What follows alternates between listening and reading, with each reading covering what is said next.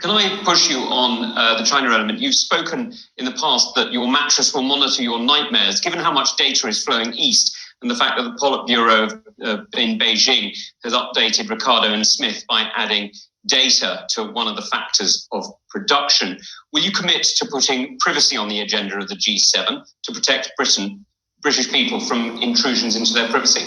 Yes. Look, I want to stress that when I talk about the challenges of China, it's important that we, and I know you lead this the China Research Group in Parliament, and we should be vigilant. We should. I think that Dom Raab gave a terrific speech about the Uyghurs and what's happening there, and I think the policy there is completely right. But I don't want us to, and I think we've got to be very vigilant about what's happening with our critical national infrastructure and about the protection of our data and our cyberspace, and we're taking more measures to do that. But I don't want this country or this government to lurch into a position of sort of unthinking Sinophobia. I don't believe that'd be right for the UK. I think that there's a balance to be struck.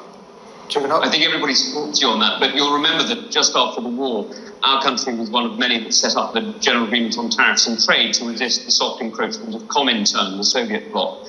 Would you commit to looking to create a general agreement on data for democracies to share the ability to harvest large amounts of data and work with it, but in a way that respects the privacy and freedoms of free peoples? Yeah, we're looking at all that kind of thing, particularly on data, not just in the context of the G7, but also of the D10. So if you add Australia, India, South Korea to the G7, you have some of the major democratic countries of the world coming together, and issues about privacy and data are certainly ones that we want to explore together, as well as technological issues. Prime Minister, you've demonstrated the use of social media in the UK quite effectively.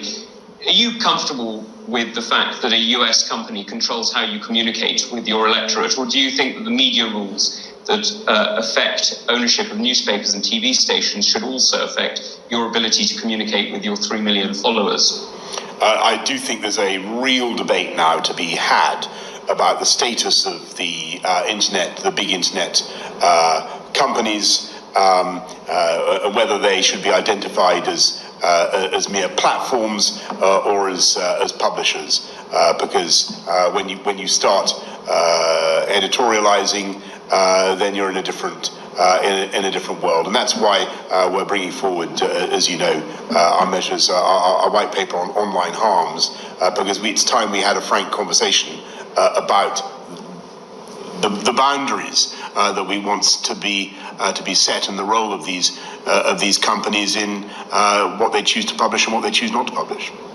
Well, I'm interested to hear that you agree with, or at least appear to agree with Chancellor Merkel on elements of your concern there. Do you also agree with her on the European Investment